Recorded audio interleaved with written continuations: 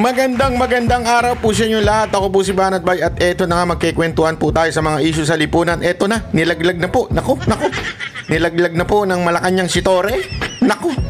Ba't mo naman nasabi yung ganyan, Banat Bay? Alam nyo mga kababayan, kung ating pong babasahin ng mga nangyayari sa lipunan, tila nilaglag na ho ng Malacanang itong si Torre. Bakit to? Sa pag-atras po ni OSG o yung Office of the Solicitor, si Solgen, ika nga, di ba, siya ho ay huminto, tumigil, ika nga, hindi na ipagtatanggol ang gobyerno patungkol ho dito sa ICC. Yan po ang kanyang sinumite sa Supreme Court.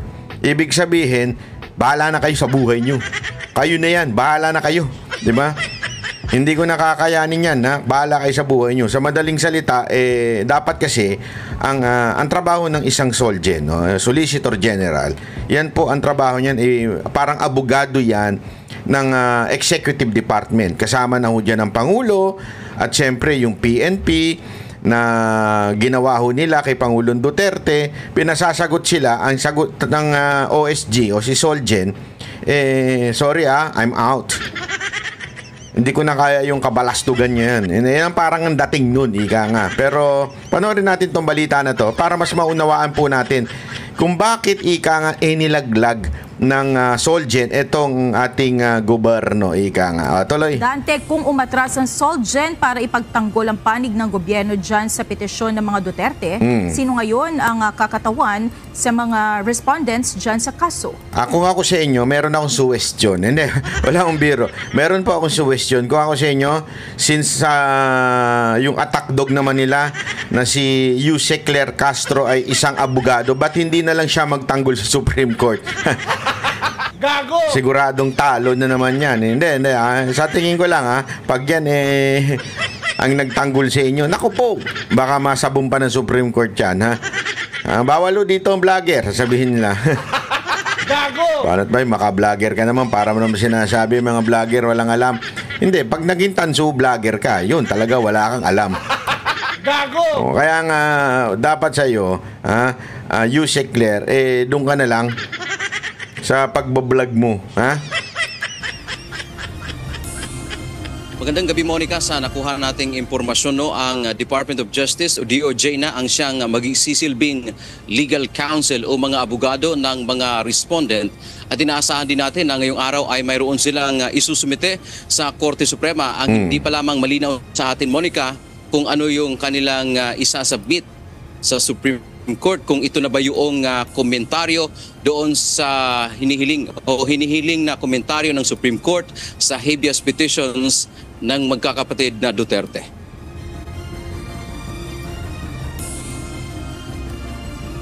Unang naglabas ng impormasyon si dating Presidential Legal Counsel Salvador Panelo hinggil sa pag-atras o pagtanggi ng Office of the Solicitor General o OSG na irepresenta ang respondents sa Consolidated Habeas Corpus petition na inihain ng mga anak ni dating Pangulong Rodrigo Duterte sa Korte Suprema noong nakaraang linggo. Hiniling ng magkapatid na Mayor Baste, Congressman Pulong Duterte at Kitty Duterte sa korte na ibalik ang kanilang ama sa bansa at ito ay palayain. Sa halip na sumagot sa kautusan ng korte hinggil sa petisyon, naghain kanina ng manifestation at motion ang OSG na nagsasabing ayaw nilang maging abogado ng pamahalaan o mga respondent.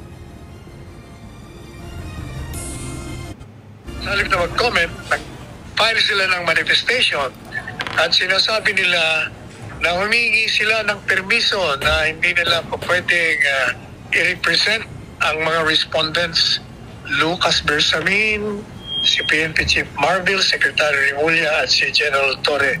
Naku po, yun na. So parang sinabi nga ni Solgen, ayoko nang i-represent si Bersamin, si Marbil, ang presidente at higit sa lahat si Torre. Kasi kung ikaw nga naman, kung ikaw ba naman na magre-representa kay Torre, talagang sasakit ang ulo mo, Brad. Wala, sakit ulo mo dyan. Hindi, mahirap ipagtanggol ang taong mali-mali. Alam mo yun? Mahirap ipagtanggol Yung ika nga, loose cannon. Ibig sabihin, tila kung ano-ano ginagawa. Mahirap ipagtanggol yan, di ba? Siguro kung tama yung ginagawa, okay, makakaya mo ipagtanggol. Pero yung alam mo nang mali, ay, naku. Kaya hanga ako dito kay Soljen kahit papaano. Hindi katulad ni Anyo. Naku. Unya-unya, pag-usapan natin yan si Anyo tsaka si Gubo. Pag-usapan natin yan mamaya-maya. Yung dalawang traidor kay Pangulong Duterte. Mamaya pag-usapan natin yan. Bago yan, ito munang pag-usapan natin. Ito munang pag-alis ni Soljen o sabi sa Supreme Court na ayokong ipagtanggol yung mga yan. Dili ko yan kaya. Dili ko kaya yan. Di ko kaya yung ganyang tao. Lalong-lalo na si Torre. Antakin mo ba naman, Brad? Hindi, ito lang. Nagtatanong lang ako sa inyo, no? Yung isang taong sasabihin, go, kahit walang warrant. Basta, sinabi lang namin may warrant. Pwede nang hulihin yun. Tapos, hanggang ngayon, wala pang ipinipresenta. Kasi sabi na nga ni Professor Dean Torion, sabi niya, pwede naman. Okay? With exemption, pwede naman yung walang warrant. As long as, pag hiningi na, okay? Pag hiningi na ng taong ina-accuse yung warrant, kailangan ibigay agad-agad. Pero kita naman po natin, wala. Kahit to si ESO ngayon, Mildedea, ay sinasabi niya, wala pa rin hanggang ngayon. So, mantakin mo, binitbit mo yung akusado ng walang warrant. O, di ba? Hindi tama yun, mga kababayan, di ba? So, paano may pagtatanggol yun? Sakit sa ulo yan, Brad. Sigurado, sakit sa ulo yan. Pagtanggol mo ba naman yung mali? Ayan po, Ayan, Sabi ng OSG, March 17, 2019 ay naging epektibo ang pag-atras ng Pilipinas sa international... Mantakin mo mismong OSG, mismong Soljen sinasabi niyang wala na tayo sa ilalim ng ICC. Ang inan yan, ngayon... Hindi, sorry pero kung wala na tayo sa ilalim ng ICC, ibig sabihin, sinasabi ni Soljen na abogado ng gobyernong ito... Ibig sabihin ito ay abogado ni Marcos, abogado ng executive branch. Sinasabi niyang wala ng authority ang ICC. Kaninong authority? Yung pagka-aresto ni Pangulong Duterte. So, tama talaga yung sinasabi na parang abduction ang ginawa. Kung hindi man kidnapping, abduction ang ginawa. Bakit? There is no law. Walang batas. Ika nga na para mag-submit si Pangulong Duterte doon sa pulis na lalong-lalo na ito si Torre. Wala. Ito sinasabi mismo ng abogado ng executive. Abogado ni Marcos, sinasabi niyang matagal na tayong matras dyan, so wala tayong authority dyan. Abangan nyo, bukas na bukas din baka matanggal ito si OSG. I-replace to. Sa tingin ko lang i-replace to o baka magre-resign ko anong dahilan? Health reason. Kasi dito mga kababayan, nilaglag niya lahat ng kliyente niya, sinasabing kasi yan yung pinaglalaban nila na still we are obliged, 'di ba? With the ICC's palusot lang nila yung Interpol Kasi the Interpol hindi po yan requirement sumunod dyan. Kailangan yan, depende yan sa sasabihin ng gobyernong naandun sa land. Ibig sabihin, ng gobyerno ng Pilipinas, hindi requirement yan. Okay? Pangalawa, anong authority ng Interpol? Ano ba sinusundan niya? Is there a case in other country? Si Pangulong Duterte, wala po siyang case doon na para sundan. Ano yung sinusundan nila? Kaninong authority yun? Sa ICC. Na, eto, sinasabi mismo ni OSG, ni Soljen, na sinasabi niya mismo, walang authority sa amin yan. Hindi pwede yan. So, that request lang po yun na ginawa ng Interpol, na hanggang ngayon, sinasabi nga nila, wala naman daw. O yung red notice na yan, hanggang ngayon, hindi pa may produce yung lintik na red notice na yan. Kasi sinasabi nila yan, pero wala hong lumalabas. Ang sinasabi ng Soljen, yung pinanggagalingan niya, sinasabi niyong authority na yan, wala. Walang authority sa amin yan. Kaya, I'm out. Mantakin mo yun mga kababayan. Dito pa lang, suplak na ho talaga yung gobyerno natin that there is an illegal arrest happened. May nangyaring hindi tama. May illegal. Kaya nga hindi ko alam kung paano palulusutin ni vlogger Claire Castro. Mantakin mo, mismong abogado ng gobyerno sinabing, walang jurisdiction sa amin yan. Hindi yan, wala, out kami dyan. Mantakin mo ganun, Brad? Criminal Court o ICC. Dagdag pa nito, hindi admissible ang panahon. Kaya walang obligasyon ng Pilipinas na makipagtulungan o kilalanin ang anumang proseso galing sa ICC pagkatapos na maging epektibo ang pag-atras ng bansa sa Rome Statute. Binigyang din pa ng Office of the Solicitor General dahil sa matatag nitong posisyon na wala ng jurisdiksyon ang ICC sa Pilipinas at gumagana naman ang investigative, prosecutorial at judicial system ng bansa. Hindi magiging epektibo ang OSG na kumakatawan o ipagtanggol ang mga respondent kaya tumanggi itong maging parte sa kaso. Kaugnay nito, naniniwala naman si dating Presidential Legal Counsel Salvador Panelo na makatutulong ang pagtanggi ng OSG na maging abogado ng respondents sa kaso ng dating Pangulo sa ICC. Tamaan niya ang ginawa ng OSG na huwag ipagtanggol ang gobyerno sa illegal na ginawa nito. Ano sabi? Tama ang ginawa ng OSG na hindi ho dahil ito'y illegal. Naku po, malupit. Definitely, because it effectively admits. Sinasabi na nga nila, posisyon ho namin walang jurisdiction ng gobyerno ay ang ICC sa ating gobyerno, sa ating bansa. Kung ikaw naman ang abogado, publicly, officially, yun ang posisyon mo, paano ka papasok sa Supreme Court at ipagtatanggol mo yung mga dinimanda na gumawang illegal at batay sa kanilang pananaw na may jurisdiction? Di ba taliwas yun, saliwa, saka baka pamakasuhan pa sila. Kaya nga po mga kababayan, ito yung sinasabi natin kanina noon sa kahapon pala, kagabi, doon sa interview natin kay Attorney Dean, Professor, Idol Torion, di ba? Ito ba'y maaring maging basihan ng kaso dito kay Torre? Meron daw. Kaya dapat to, kasi ito sinasabi na ng gobyerno, wala tayong authority. Mali, sablay. Sablay po yung ginawang pag-aresto. Bakit? Wala tayong authority. Di ba? Ngayon, pwede na po bang kasuhan si Torre dyan? Naku po, pwede daw. Yun, salamat. Kaya nga sa totoo lang, mga kababayan, patong-patong na ho ang kaso nito ni Torre. Di ba? May kaso ho yan sa KOJC, yung ginawa niyang abuso doon sa church ng KOJC, yung mismong sambahan nila. Di ba? May yan ho, pang-aabuso ng authority. This time, ganun na naman. Kaya ewan ko kung anong nakain itong maman to Hindi ko talaga alam. Ano kaya nakain itong maman to at ganito to kasamang tao, no? Hindi ano kaya?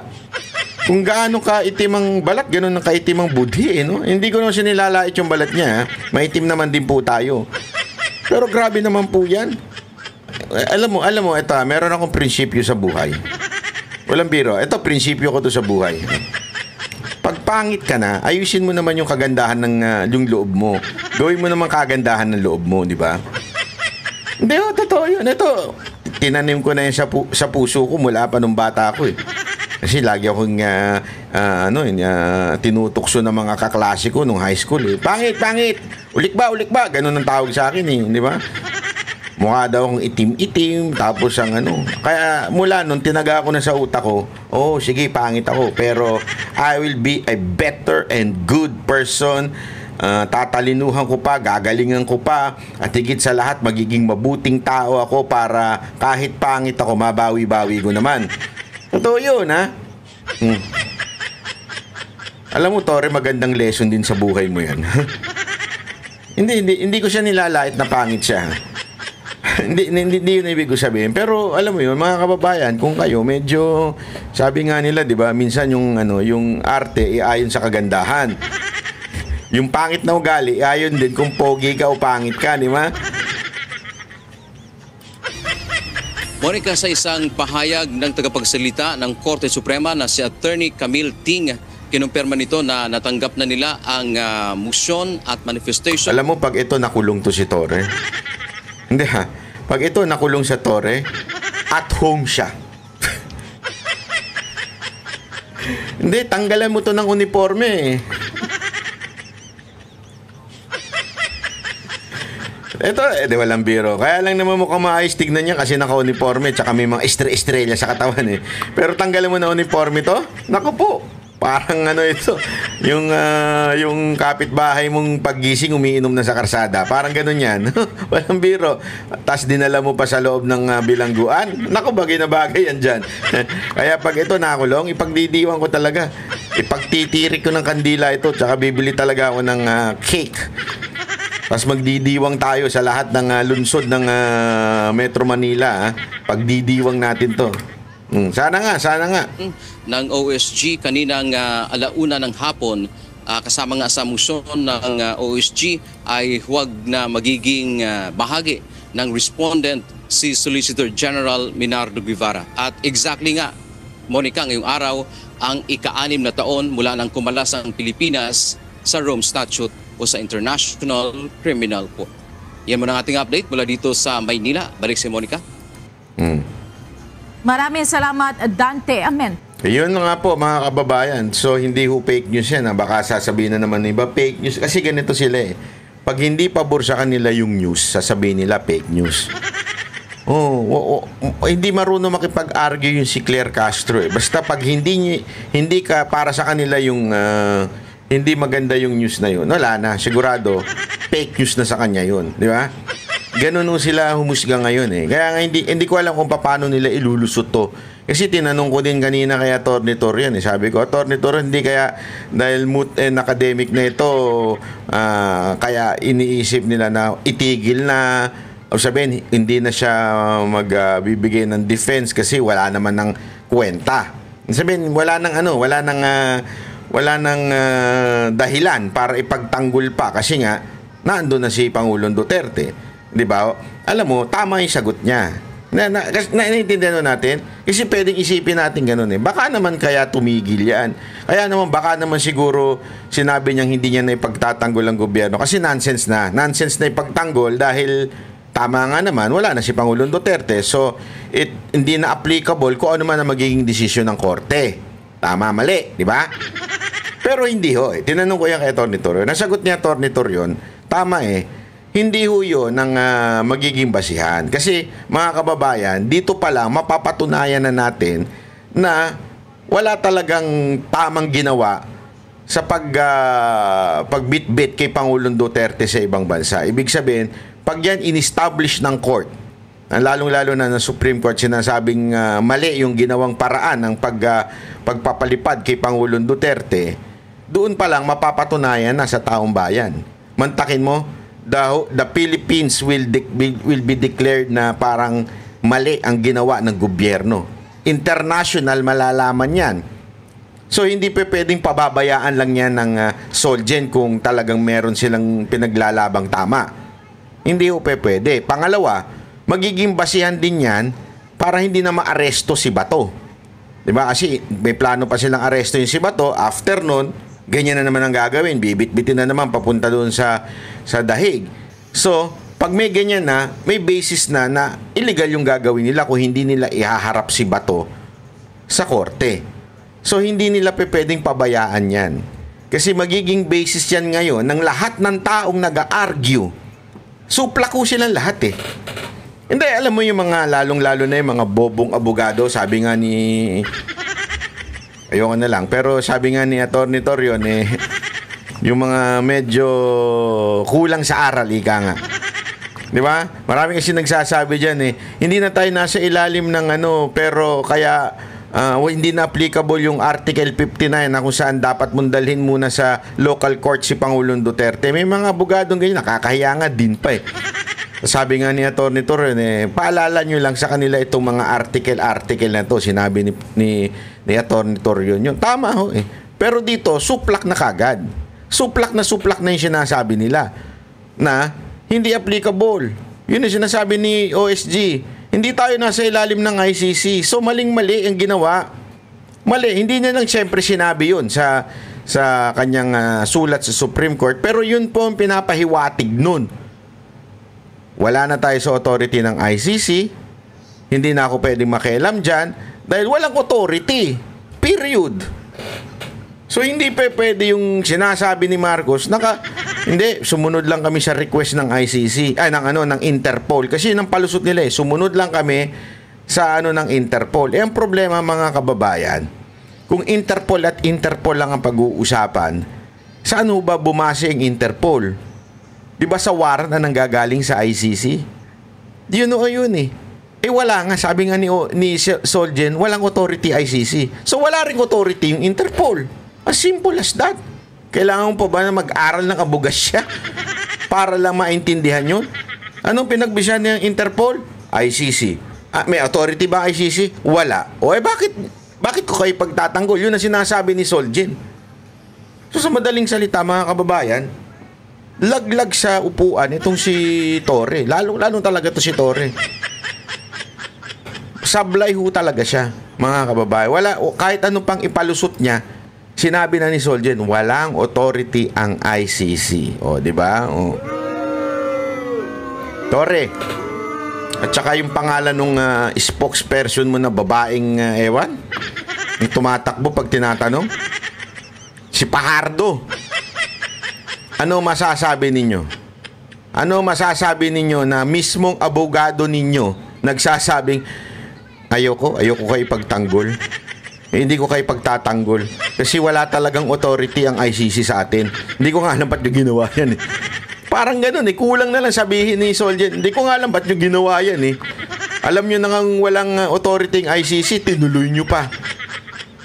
Buti nanindigan Alam mo, nakakatuwa diba? Sa totoo lang, nakakatuwa po dahil even if may mga traidor, tulad ni Anyo at saka ni Gibo, kay Pangulong Duterte, kahit pa paano, ito, naninindigan siya na there is no authority. Hindi naman natin sinasabing kailangan niyang kumampi.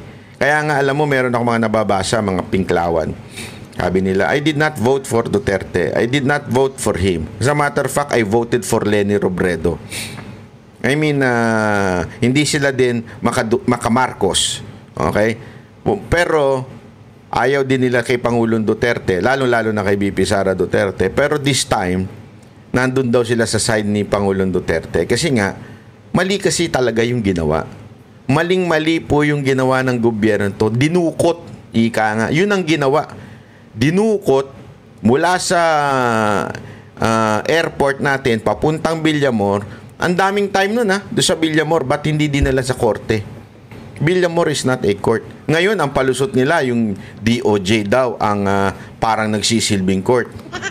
Tayo, pinagtawanan sila ng mga abogado Sorry pero ewan ko kung bakit ganun ang sagot nun. Wala na rin siya siguro choice, yung USEC doon, dahil yun siguro yung turo sa kanila. Pero alam mo, sigurado ko yung grupo nito ni Marcos natataranta na. Hindi mantakin mo, abogado mo sabi sa'yo, ayaw ko na kayo ipagtanggol. Ayaw ko na. Kasi nga wala talagang authority yung ICC. Sana nga, eto nga sana nga kung ang sinabi ni Solgen, ayoko kayo pagtanggol kasi I need to resign. This is beyond my opinion, beyond my principle. Pwede pa niya sanang sabihin ganun di ba? Pero hindi Talagang inilagay niya doon. Walang authority ang ICC sa amin. Mantakin mo yun. Isipin mo na mabuti yun Walang authority ang ICC sa amin. Sinabi mismo ng abogado ni Marcos yan.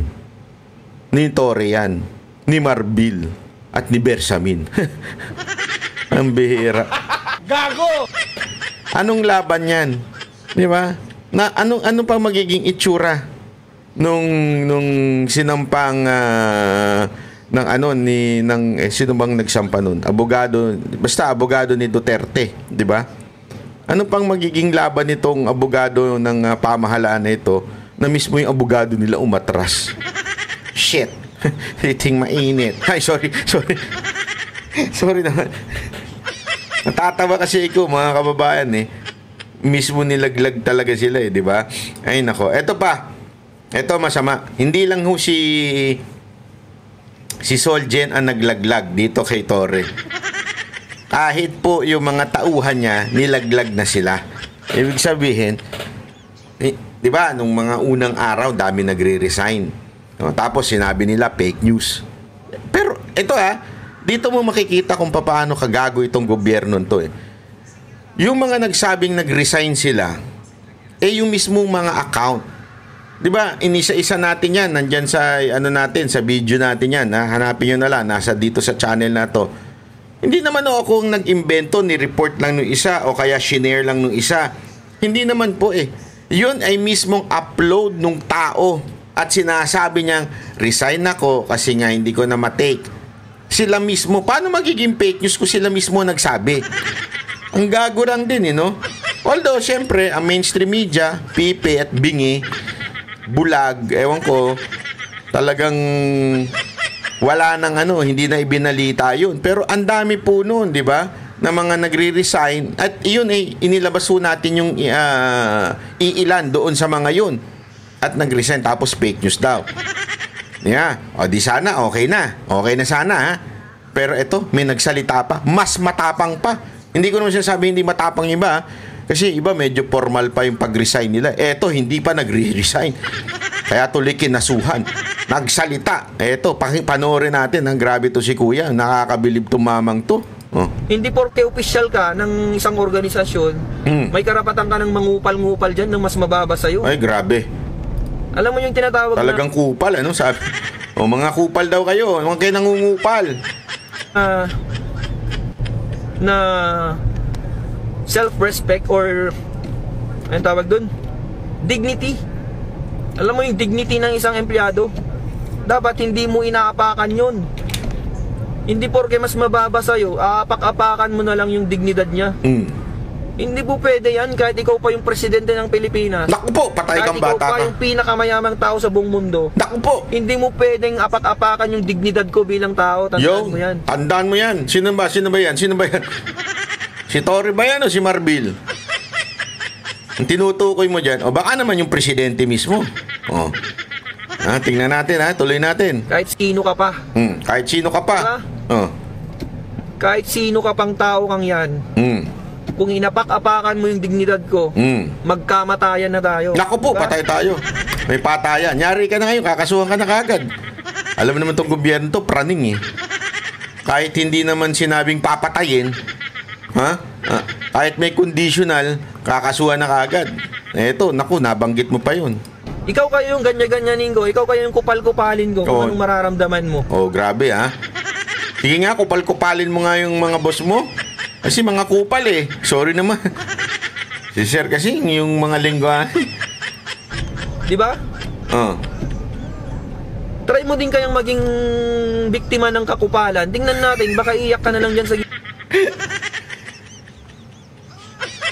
Sino kaya tinutukoy niya dito maging biktima ng kakupalan? Sino ba yung nangupal kay Pangulong Duterte?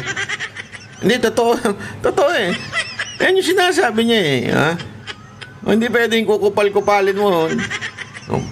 Ilid. Di nyo kasi alam kasi nasa mataas kayong posisyon, di nyo alam yung nararamdaman ng isang mababang tao lang. Na kapag kinupal-kupal mo, walang magagawa kundi tatahimik lang. Diba? Kasi alam niya sa sarili niya na walang laban sa'yo. Kasi mataas ka Pero wag mo akong ginaganyan. Kahit gaano ka pa kataas. Wala akong pakialam sa ranggo mo. Naku po, patay tayo dyan. Sino ba yan? Ranggo, ibig sabihin mga kababayan, ang tinutukoy niya dito, police. Boss niya. Sino kaya yung Naku. Lupit mo, sir. Lupit mo magsalita. Naku po, yari ka dyan. Naku. Hindi. Ang tindi nito nakakabilib tong maman to. Sobrang nakakabilib tong maman to. Alam sa ranggo mo, kahit ano ka pa, kahit general ka pa. Naku po, pati general. Naku, kasama ba si General Torre? Yari tayo dyan, Brad. Kahit ikaw pa ang hepe ng PNP, kahit ikaw pa yung pinakamataas sa buong mundo, sabi ko na nga ba? Yun. Kapag kinupal-kupal mo ako at ay napakan mo yung dignidad ko, yun, magkamatayan na tayo. Di ba? Yun yung prinsipyo na pinaglalaban ko, mga kasama. Yan yung tinatawag na prinsipyo. Hindi yan mabibili ng pera kahit anong magkano mang pera yan. Tandaan nyo lagi na yung prinsipyo lang yung kaya mong ipaglaban sa buong buhay mo. Kahit wala ka ng pera, kahit wala ka ng kung ano-ano man yan, kahit anong meron ka, na winala ng mga tao, prinsipyo lang yung matitira sa'yo. Tandaan nyo yan. Dignidad lang matitira sa'yo. Nako. At wag na wag mong ibebenta yan kasi yan lang yung natitira sa'yo. Nako. Diba? Nagigets nyo ba ako? Oh, gets kita.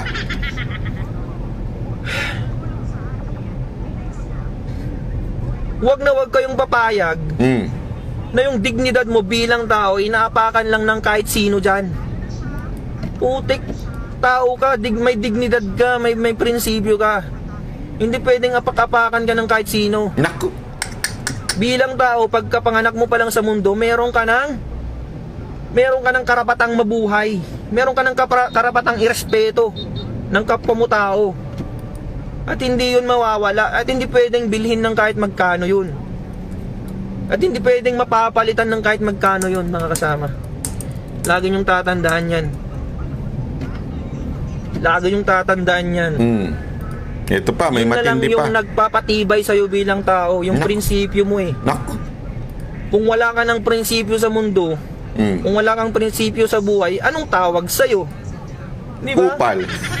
Kung wala kang prinsipyo sa buhay mo, anong tawag sa'yo? Isa kang robot. Ayun, tama. Kung wala kang Palakpakan. prinsipyo, isa kang robot. Isa Ayun. kang Isa Sunod-sunuran. kang utusan. Isa kang aso. Nako. Kasi yung aso, walang prinsipyo yung aso eh. Kung saan may pagkain, dun siya. Di ba? Ganun ang aso. Kung alukin mo ng pagkain yung aso, dun siya pupunta kahit hindi niya amo. Kung saan yung pagkain, dun siya pupunta. Ganun ang taong walang prinsipyo, mga kasama. Kung saan may pagkain, dun siya. Putik na yan. Anong klaseng tao ka kung ganun? Eh di para ka na ring aso. Di ba? Gets nyo yung point ko? Gets na gets. Alam nyo, hindi lang naman PNP ang pwedeng magpakain sa akin eh. Ang Yan. dami bang pwedeng paraan yan para kumain ako sa isang araw. Sa buong araw, sa buong buhay ko. Hindi lang PNP. Ano yun? Dahil dito ang may pagkain, kahit dahil dito lang ang may pagkain? Ganun ba yun? Sa PNP lang bang may pera? Putik. Ang daming pwedeng pagkakitaan dyan kung pera lang ang dahilan kung bakit tayo nagpulis. Grabe, ano? Di ba? Diin mo, Brad.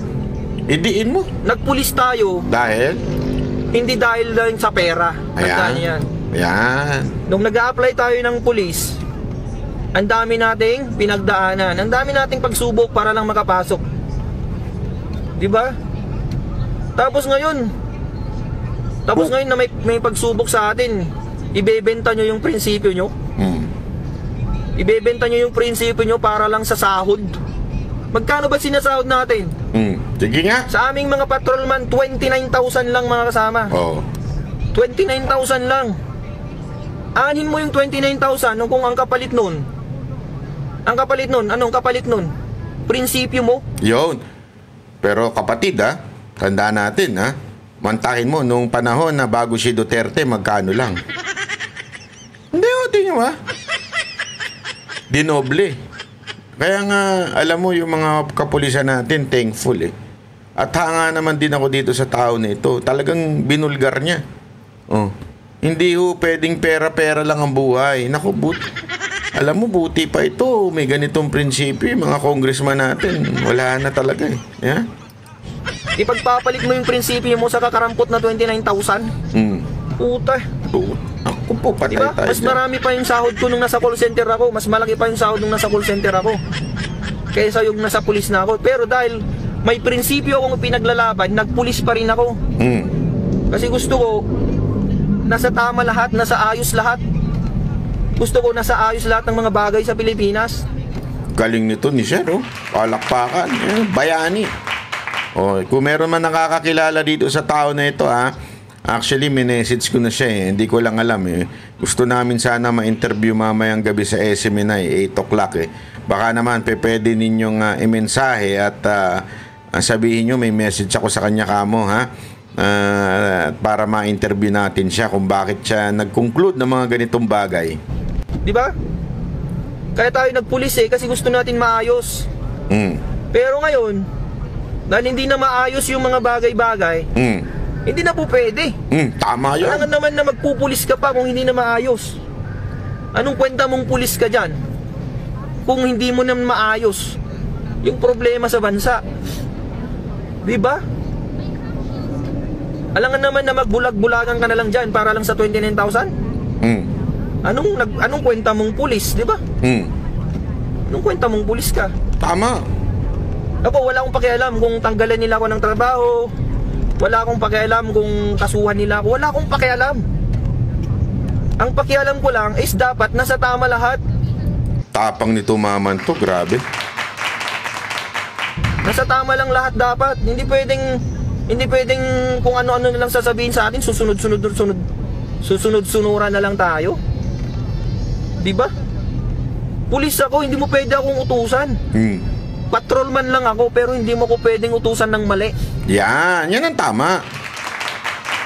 Again, baka kasi sabihin ng iba, that's disobedient to the authority. Hindi, sinasabi niya, pag ako inutusan mo ng mali, hindi kita susundin. Yan naman kasi talaga ang dapat sa mga pulis. Kaya lang, nakakalungkot yung mga pulis, ilang pulis natin, mga walang bayag. Totoo. Lalo na yung mga umaresto kay Pangulong Duterte, hindi naman matatapang niya mga walang bayag yan. Bakit kanyo? Sunod-sunuran na sila kay Torre kahit alam nilang mali. Alam nilang mali Sigurado ko alam nilang mali. Kaya lang, yun nga, yung itlog nandi dito. Wala, kabado kay Torre. Di ba? Tama yung sinasabi nitong maman to. Pag mali, wag nang sundin. That's in the law. Di ba? Nasa law, sa batas po natin yan. Pag mali, wag mong sundin. Ganda ng ano niya dito sinabi niya dito. Kahit sino ka pa. Kahit sino Kahit ikaw pang presidente, sabihin ko na nga sa'yo. Naku, kahit presidente, patay tayo dyan, Brad. Yari. Magagalit sa inyo yung asawa niyan. Sigurado ko yung asawa ng presidente. Ay, Monet, inaano ka nitong polis mo, Kahit si Bongbong Marcos pang mag-utos sa akin ng mali, Naku, hindi ako susunod sa kanya. Patay kahit tayo tanggalin niya akong pulis. naku po, patay tayo dyan. Di ba? Oo, galing mo Ba't siya. ako susunod sa kanya? Tama. Sino ba siya? Oo nga. Siya ba ang boss ko? Hindi ko siya boss. Sino boss mo? Di ba yun ang sinasabi nila? Ang boss nyo mga pulis ay yung presidente kasi siya ang commander-in-chief. Tingnan nga natin, ba't niya nasabing hindi niya boss si Bongbong Marcos? Boss ko, yung nagpapasahod sa akin. Sino bang nagpapasahod sa akin? Mga Pilipino. Yun! That's a good answer. Hindi tama yung sinasabi niya. Ang boss niya yung nagpapasahod sa kanya. Kasi yun naman talaga ang boss mo kung sino yung nagpapasahod sa'yo. Di ba? Sino man nagpapasahod sa kanya? The Filipino people. It's in the law. It's not the president. Yun. Mawalang galang na kay General, pangalan nitong General na to, si Browner. Browner, ganito dapat mag-isip. Mas dinaig ka pa ng isang patrolman, hindi ang nagpapasahod sa'yo si Marcos. Unless, di ba? Unless, alam mo na kasunod. Pero hindi ang nagpapasahod sa'yo si Marcos. Ang nagpapasahod sa'yo taong bayan. Kaya dapat your loyalty is with the people, which is also under our constitution. Di ba? Nasa konstitusyon natin yan. Your power emanates from the people. People dapat. Yan ang nagbibigay ng sahod ninyo. Hindi yung presidente. Yung presidente, yan lang ang nagpipreside. Kaya nga presidente, preside. From the word preside. Sabihin siya lang yung nag-aayos-ayos niyan. Pero hindi ho talaga siya. Ang nagsasahod sa bawat pulis, militar, o kung sino mang uniform personnel dyan, ay ang taong bayan. Galing sa buwis namin ang kinichicha ninyo. Kaya hindi pwedeng puro lang kayo, hindi, didemanda namin kayo. Didemanda namin kayo. Hulihin namin kayo. Huwag nyo kaming takutin. Hindi kasi alam mo bilib ako sa maman to kasi tinatakot talaga Ngayon, kinasuhan na po yan. Alam nyo kung anong kinaso sa kanya? Article 142 of RPC, inciting to sedition in relation to RA 10175, Cybercrime Prevention Act. of 2012. Yun po ang kinaso sa kanya. Inciting to sedition. Inciting to sedition ba ang sabihin mo na hindi ako susunod pag mali ang order sa akin? Is that an inciting to sedition? That's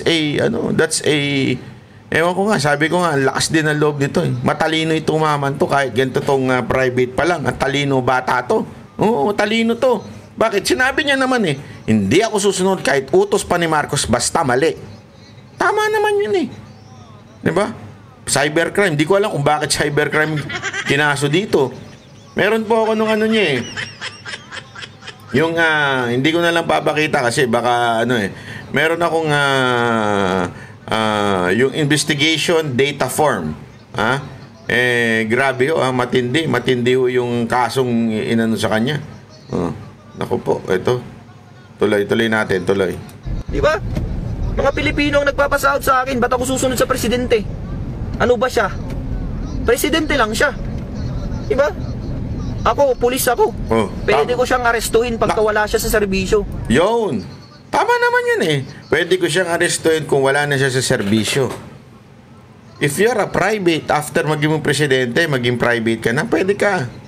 Ganun nga ginawa nila kay Pangulong Duterte, di ba? Pero yung problema lang kay Pangulong Duterte, wala namang warrant, walang order galing sa korte. Pagka wala siya sa pwesto niya. Naku, ayan na. Di ba? Gusto ko, sir, pag kailangan ng aresto yung si Torre, pwede bang ikaw ang umaresto? Alam mo, si Torre, matapang lang naman yan kasi nasa posisyon. Pag yan nag-retire na, sir, pwede ba ikaw na umaresto kay Torre pag inutos ng korte? Pag inutos ng korte, kasi antayin natin yung utos ng korte dahil kinasuhan niya si Torre. Pwede ba ikaw nang umaresto kay Torre? Sama mo na si Marbil. Pag inutos ng korte. Ulitin ko pag inutos ng korte. Kung walang pulis sa Pilipinas, sino na lang mag-aaresto sa mga tiwaling opisyal na yan? Yon. Kaya tayo nagpulis para hindi tayo maging kakampi ng mga tiwaling opisyal. Yon. Tayo dapat nasa gitna lang tayo, mga kasama. Nasa gitna lang tayo. Hindi pwedeng dahil presidente natin siya na yung susunundan natin. Tama. Hindi pwedeng dahil presidente natin siya na yung susundin natin sa lahat ng bagay. Hindi po pwede yun. Partisa ng tawag doon. Tama. Hindi porke presidente ka, susundin kita. Ano ka? Sino ka ba? Para sundin ko. Tama ka ba?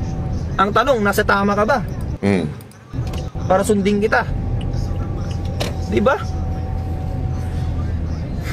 Sabi ko nga ulit sa inyo, kahit presidente ka pa ng Pilipinas, kung mali yung utos mo sa akin, hindi kita susundin. Lupit. Sino ka ba para sundin ko? Diba? Sino ka ba? Tama nga naman. May tama daw ako eh. May tama daw ako. Tama ka talaga, sir. Tama ka. Kahit pa mapanood to ni Bongbong Marcos ni Sir Bongbong Marcos. Sir, President. Pakinggan mo tong sasabihin ko, sir. Ang lupit nito. Grabe. Palakpakan to, mama na to. Ito yung mga kailangan natin. Ito yung hanapin natin. Yung mga pulis na kayang tumayo sa prinsipyo. Asa na po ba yung mga PNP personnel na kayang tumayo sa prinsipyo? Yung kayang sumuway sa order pag mali yung in-order. Okay? Kunwari, umorder ng kare-kare. Tapos yung sinigang ang ibinigay. Siyempre, dapat medyo magalit ka na dun. Biro lang Hindi, ako again ulitin ko. Paulit-ulit ko ito sinasabi sa lahat ng speech ko, maging sa vlog ko. I believe in Romans 13 verse 1. Submit to the authority, there is no authority under earth na hindi ho inalaw ng Panginoon. Kaya dapat nating sundin. Tama. 100%, 200%. I am against rebellion or anything civil disobedient. Hindi rin po ako agree dyan.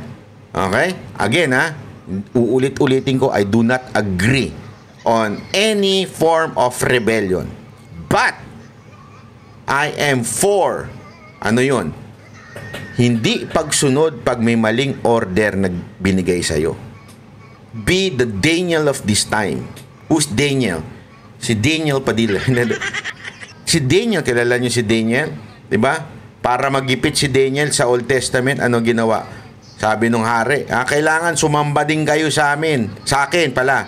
Pag hindi kayo sumamba, ikukulong ko kayo. At bilang isang man of God si Daniel, hindi siya sumunod. Kasi nga, it is against yung kanyang prinsipyo, against his faith on God, in God. 'Di ba? So be the Daniel of this time. Be the Daniel of this generation. Pag may inutos sa inyong hindi tama, panindigan mo. Si Daniel tinapon nga lang sa dagat-dagatang apoy. Hindi, sa sa isang na merong sandali. Ano ba 'yung sa kanya? Apoy, 'di ba? So lumabas sila doon ng kanyang mga kaibigan, 'di ba ho? So ibig sabihin noon, mga kababayan, panindigan mo 'yung tama. Pag mali na yung inuutos, pag illegal na yung inuutos sa inyong mga kapulisan, panindigan nyo pa rin na hindi kayo papayag, hindi kayo papagamit sa, sabi nga nito sa politics, 'di ba, sa politika, sa partisan, hindi ka papayag kasi nga mali na mali na. Dapat yung tamang order lang ang susundin mo. You should follow yung tamang order. Isa akong pulis ng Pilipinas. Pero hindi ako sang-ayon sa ginagawa mo, sir. Di ba? Hindi ako sang-ayon sa'yo. Kahit ano pang sabihin mo, sir, hindi ako susunod sa'yo. Grabe, kasi hindi mo naman ako pulis Bakit pulis mo ba ako? Pinapasahuran mo ba ako, sir? Hindi. Hindi mo, Brad. Ang totoong may-ari sa profesyon ko, ang totoong nagpapasahod sa akin ay mga Pilipino, hindi ikaw. Presidente ka lang ng Pilipinas, pati nga ikaw, pinapasahuran namin Sumasahod ka dahil sa pera ng Pilipino. Kaya isa ka rin, katulad ka rin namin nasa serbisyo publiko. Pare-pareho tayo, sir. Hindi ka commander-in-chief lang dyan. Ikaw ay isang public servant. Di ba? Public servant ka. Dapat magtrabaho ka rin. Hindi ka boss. Tandaan mo yan, sir, Tandaan mo, sir, President Bongbong Marcos. Tandaan mo to. Isa kang public servant. Pumunta ka dyan sa pwesto mo para magserbisyo, hindi para maging boss namin. Dapat nga ikaw... Si Daniel pala po ay sa Lions din. Yung mga kaibigan niya, yung sa Apoy, okay? Yung kaibigan niya, yung pangalan nun basta yung kaibigan niya ang nag-survive dun sa Apoy, at si Daniel ang nag-survive, Daniel 6, doon tinapon siya sa Lion. Kasama ng mga Lion. Nagta-traffic dyan Dapat nga ikaw yung nasa gitna ng kalsada, nagta-traffic dyan pinag-traffic niya yung presidente. Nasa public servant, nasa public service tayo. Hindi pwede yung presidente ka, dyan ka, nagiging boss ka dyan. Ano ka? Kaya nga, mga kababayan, sinasabi ko nga sa inyo, mga kapulisan natin, alam mo, etong bagay na ito, nakakatuwa si Kuya. Sobrang nakakatuwa yung nangyari dito kay Kuya kasi nanindigan siya sa tama. Although kakasuhan ka, katulad nga rin po ng kwento ni Daniel, nanindigan din po siya sa kanyang pananampalataya. Ano nangyari sa kanya? Iyon, pinatapon siya doon sa Lions din, di ba? Pero anong ginawa ng Panginoon? Tinulungan siya. Hindi ko naman sinasabing tatapon ito sa Lions din, itong si Kuya. Pero ang point dito, panindigan mo yung tama. Panindigan mo yung justice, ika nga. Bahala ang Panginoon sa'yo. Tama yung sinasabi niya, sige, tanggalin niyo ako sa trabaho, kasuhan niyo ako. Diba? Tama naman kasi yung sinasabi niya. Sobrang tama yung sinasabi niya. Hindi ako susunod kahit presidente pa yung mag-utos, basta mali. Hindi ko susundin. Tama ho yun. So wag ka mag-alala, Atabs. Hindi ka pababayaan ng Diyos, basta panindigan mo lang yung iyong prinsipyo. Hindi ka pababayaan. Oo, ngayon, lalamang sila. Maaring maikulong ka pa. Marami naman na ikulong na. Pero totoo, maaaring ikulong ka. Pero darating ang panahon, maintindihan mo. Kasi hindi ko sinabing pagpapalain ka pag tumayo ka kagad sa prinsipyo mo. Dadaan ka sa matinding apoy. Dadaan ka sa matinding pagsubok. Sasabihan ka, yuyurakan ka. Parang katulad nangyayari kay Pastor Kibuloy. Di ba? Nakita naman natin ngayon yan. Niyuyurakan si Pastor Kibuloy because tumayo siya. Hindi siya nagpabayad. Hindi niya ibinenta yung SMNI. Hindi siya sumuporta kay Marcos, binatikos niya nung nagkamali. Yan lang naman yun Isipin nyo ito, mga kababayan, na uulit-ulitin ko to sa mga tao. Maaring ang tingin natin, di ba si Pastor Kibuloy ginawa niya ito, kaya siya nakulong? Hindi. Dismiss na yung kaso na yan. Dinismiss na po yung kaso na yan noon pa. Binuhay na lang nung hindi nila nakuha si Pastor Kibuloy na sumuporta sa kanila, nung hindi nila napatahimik yung pagbabatikos ng SMNI. Kaya nga lahat binabawi sa kanya eh. Kasi nga po, nanindigan yung mama, kinasuhan. Ganyan din ang ginagawa ngayon dun sa lahat ng mga tumatayo sa prinsipyo nila. I know. Bakit? Tayo mismo inuusig eh. Diba? Tayo mismo inuusig kung ano-anong kasong sinampa para tumigil lang magsalita. Huwag ka mag-alala, Atabs. Kahit ako, kinasuhan ako ng inciting to sedition na wala naman ako kinalaman. Wala nga ako doon sa venue. Pero bakit nila kinaso yun? Kasi nga gusto kang takutin. You understand? Yun lang yun eh. Ganun lang kasimple yun. Tinatakot ka. Ito, kinasuhan siya ngayon na inciting to sedition. Oh. Pagpatuloy mo lang yan, bata. Diba? Dapat leader ang tawag sa'yo. Hindi ka dapat nagiging boss dyan. Naku, ang galing ni Sir. Palakpakan. Alam nyo, bantayan natin to si Sir ha? Kasi sigurado ako. Kaya nga sabi ko dito kay Sir Sir, pakikontak kami. Ha?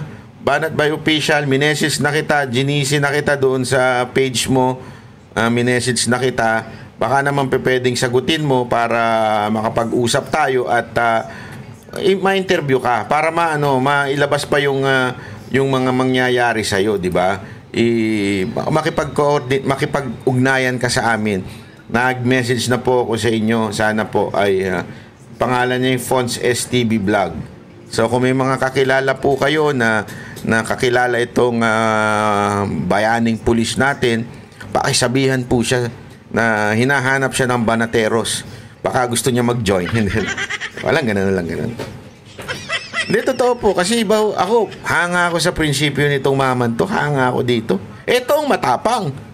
Nasa Pilipinas, nasa serbisyo pero nagsalita. Hindi ko naman sinasabi yung mga nasa ibang bansa hindi matapang ha. Hindi yun ang sinasabi ko. Pero kasi kahit nga ako di ba? Kahit papaano, wala naman ako sa serbisyo kaya kaya ko magsalita. Eto, nasa serbisyo. Mas matapang to sa akin. Nasa serbisyo siya pero nagsalita siya. Tama ho, ang galing nitong maman to. Palakpakan natin. Nakakabilib. Again, gusto ko lamang pong sa inyo, sabihin lang sa inyo na wag tayong matakot sa gobyernong ito. Bago tayo magtapos, gusto ko lang i-share sa inyo itong simpleng scripture. Dali wait lang hanapin ko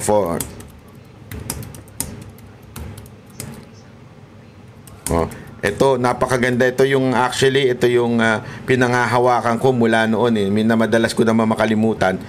Yung mismong verse Hindi, ito kasi yan, Proverbs 31 verse 8 to 9. Actually, yan din ang laging sinasabi sa akin ng tatay ko. Proverbs 31 verse 8 to 9. Speak up for those who cannot speak for themselves. For the rights of all who are destitute, speak up and judge fairly, defend the right of the poor and needy. Alam mo, yan ang pinakabasihan po ng banateros. Magsalita tayo. Yung panindigan natin, sabi nga, defend the weak and the fatherless, uphold the cause of the poor and the oppressed, rescue the weak and needy, deliver them from the hand of the wicked.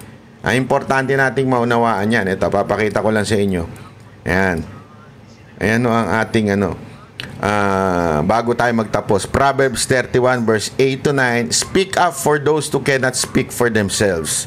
Yan po ang dahilan kung bakit po tayo nagbablog. Kasi marami sa atin busy at kaya nga ho din sila nagfo-follow kasi ito yung nararamdaman nila, yung sinasabi natin. Sabi nga parang lang ako yung tawag doon yung megaphone. Alam niyo yung megaphone, yung ganon, yung ganon. Parang ganon lang ako, tagapagsalita nyo lang. Kasi nga dito ko nakuha yan Diba? Speak up who cannot speak for themselves, for the rights of all who are destitute, speak up and judge fairly, defend the rights of the poor and the needy. Yan. So mga kababayan, wag po kayong matakot na magsalita kung alam nyo na nasa tama kayo. Pero gawin po natin itong mapayapa. Wag po tayong gagaya sa mga komunista na makakaliwa. Tayo po ay magsasalita na ayon sa tama. Ibig sabihin, peacefully, sabihin natin ito, we criticize the government peacefully. Wag po tayong magwawala, wag po tayong magdi-disobey sa law. Sundin natin ang batas. Sabi nga, you cannot, di ba? You cannot parang fight evil with evil. Fight evil with good.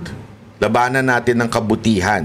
Ipaglaban natin yung mga kababayan natin tulad ni Pangulong Duterte. Isang kababayan natin na ibinigay sa banyaga, di ba? Si Pastor Kibuloy na kinasuhan dahil lang hindi kumampi kay Marcos.